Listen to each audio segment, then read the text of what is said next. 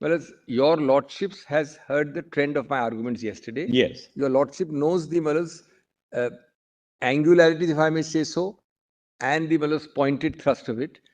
It is not a perfect world in the world in which we are projecting. We respectfully agree and bow down that there are angularities. But for a matter like this, my only submission is that these are angularities which your lordship have in the past surmounted and should and can do it in this case. So I am not projecting a perfect world. Number two, we had done with the three options which your lordships finished in para 14, just above 15. Since your lordship has a view about notice and objections, almost 1/3 of my written submissions are notice and objections.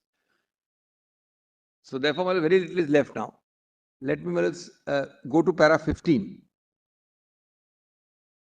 My submissions, my lord has got. Each of my lords. It would not follow.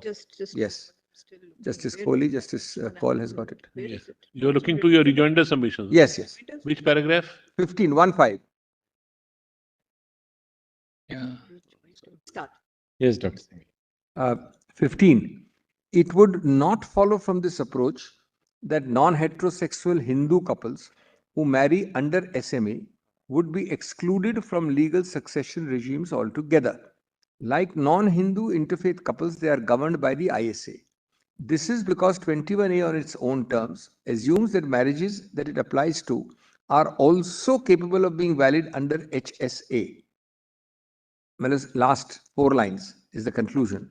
Till the right of non-heterosexual couples to marry under HMA is adjudicated upon by this court or provided for by the legislature, non-heterosexual marriages simply do not meet the preconditions for the triggering of 21A. This is the exclusion of 21A, which was my third option. I am actually, if at all I am forced to, I'd canvass the second option, but I'm completing on the third option. Each are your lordship's choice, but the second option would be one thing which your lordship may see. Now I come to 2 or 3 special cases and I'm done very quickly. One is this heteronormative settings. That is a separate, discrete head. Kindly bear with me just for a few minutes in that. Women in particular, in heteronormative setting. Well, just before I read it, one sentence. We, on this side, me, is challenging only the exclusionary provisions. The whole thrust is exclusionary provisions, namely, those which discriminate against me based on my ascriptive characteristics. Now read my para. In a nutshell, this subheading contends that several provisions of the SMA which attempt to create a protective arc for women in a heterosexual marriage, treating them as structurally the more vulnerable gender. In the old days, we used to call it the weaker sex, but that's not quite a correct word. Need not be interpreted in favor of either partner in a non-heterosexual marriage, which proceeds according to a gender-neutral approach. The stand of the petitioners fully answers and takes care of the respondents' wrongful contention that a gender-neutral approach to SMA defeats the purpose of certain provisions which are enacted to counter unique gendered situations. Example, rape, sexual violence.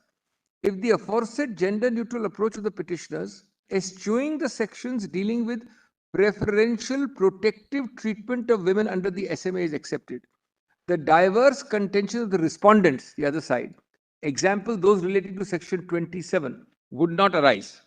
In that sense, this set of submissions by the respondents is either a red herring or attempts to set up a straw man in the name of the petitioners and then triumphantly shoot it down. Petitioners submit that these grounds and sections of the SMA, which deal with important gendered and heterosexual settings, namely the more vulnerable woman partner protection provisions and legal protections, are not part of their prayer for marriage equality. The petitioners are not seeking interpretation of every gendered word in the SMA in a gender neutral way. We are only assailing those parts of the SMA that require a constitution compliant reading on grounds of discrimination and exclusion of non-heterosexual couples. It is you who are putting this in my mouth and say there is insuperable problem for the judges.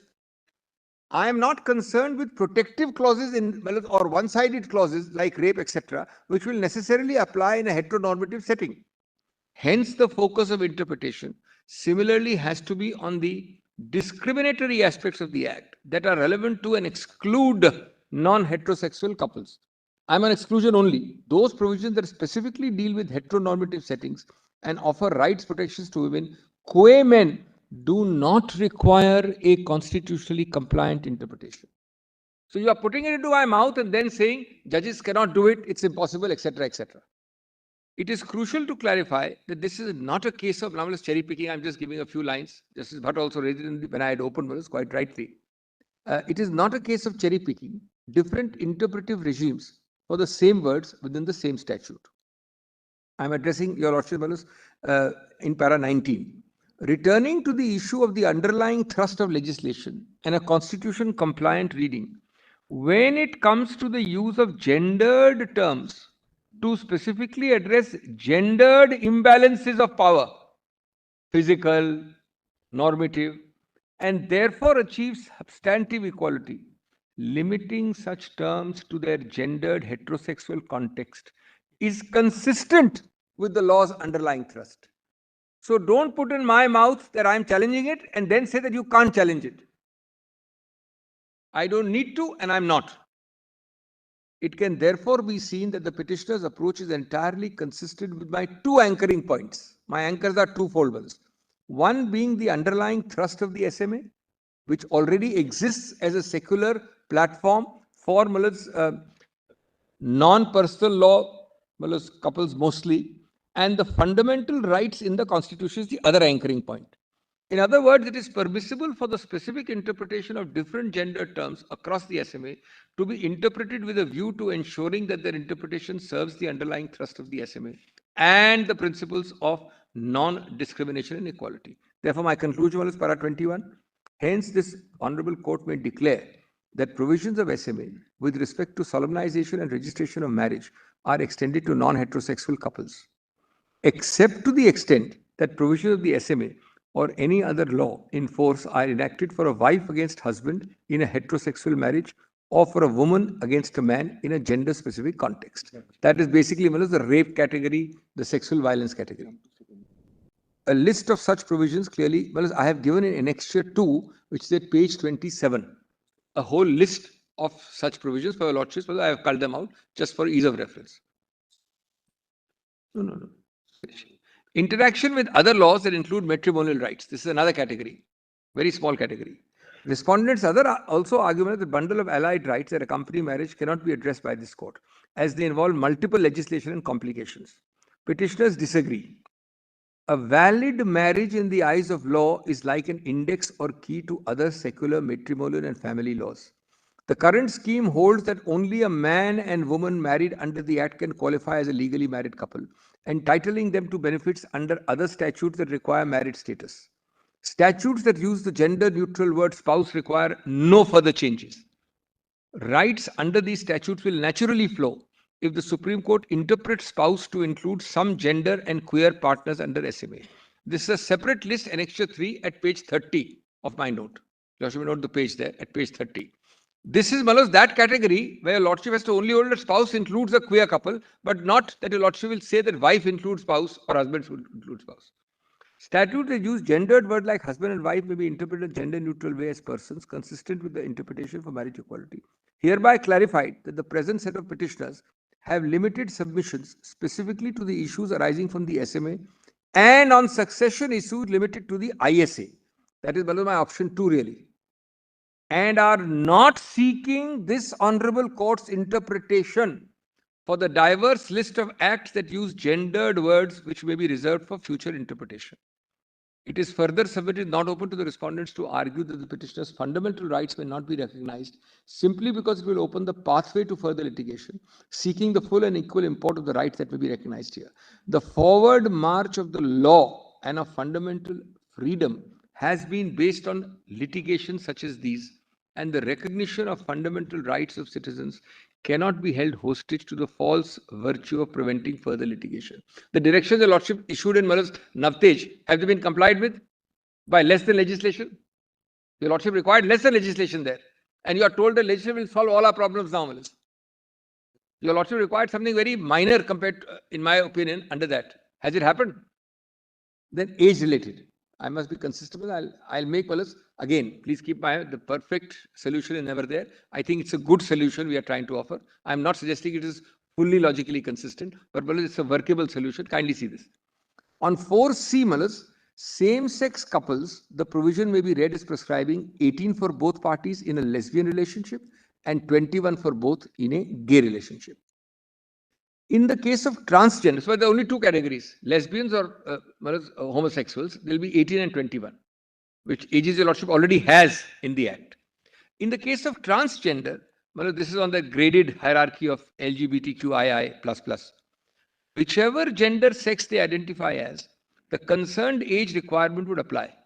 That is, a trans man would have to be subject to 21 and a trans woman would be at 18. Because the whole point of that II and plus plus is that they have to declare themselves as a woman or a man. Then, Malas, the approach in the previous paragraph leaves open the question of age qualification for persons seeking to marry who do not identify as either man or woman. Now, Malas, I'm giving your lordship a theoretical category, but yes, it is a category. It's a very small category, but I'm still, Malas, giving it because I don't want to avoid it. Petitioners suggest that the following alternative routes of interpretation may be adopted to ensure inclusion of non-binary and intersex individuals. It's a small category. It should not defeat my entire case. It's largely a theoretical category, but please see the solution. First, the SMA's silence on the age of qualification for persons other than men or women may be read as imposing no restriction beyond that imposed by other laws that stipulate the age at which the persons became capable. In other words, this category, universal 18. In one word, I'll skip the paragraph. 18, which is your lordship's age of consent for 99%. Now, civil union, I'm done. That's the last point. Well, with great respect, civil union at para 29 is no solution. I'll explain in 2 minutes. Fellows. Civil union is not a solution, not an equal alternative. Third line in 29. Petitioners respectfully submit that civil unions do not address the constitutional anomaly presented by exclusion of non-heterosexual couples from the legal and social institution of marriage. A civil union is not a marriage. It is both the marriage as an access to marriage and equality in marriage that we are seeking. Now, just see this rather interesting case from Supreme Court of New Jersey. In that case, Lewis and Harris, this is directly going to be relevant. Third line. The state's marriage laws excluded non-heterosexual couples like today. The majority held such laws to be unconstitutional. So your lordship struck down those laws. But remedy your lordship gave was civil union, to be remedied either by amendment or by creation of a separate civil union status for queer couples. Well, as Chief Justice Porritz, with the other two judges, dissented. And this dissent later on became the majority view in the US. I'll read the dissent very briefly. We must not underestimate the power of language. Labels set apart people as surely as physical separation on a bus. This is going to be important, on a bus or in school facilities. Labels are used to perpetuate prejudice about differences that in this case are embedded in the law.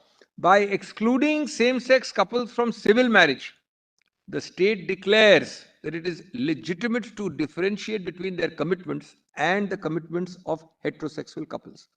Ultimately, the message is that what same-sex couples have is not as important or as significant as real marriage, that such lesser relationships cannot have the name of marriage. Whereas Oberfell, which accepted it, did not cite Chief Justice Porritz, but it adopted this view, which I have quoted. The original source was the dissent. Has become the prevailing one in para 31. It has been held that equal protection required marriage. Indeed, any other view would militate against India's own jurisprudence on substantive equality. Relegating non-heterosexual relationships to civil unions and denying their access to the marital institution would send those in such relationships a clear message of subordination, that their relationship is less than, quoted, inferior to relationships that comply with the entrenched heteronormative order. Petitioners' relationships do not deserve the name of marriage. By doing so, civil union status would undermine full and equal.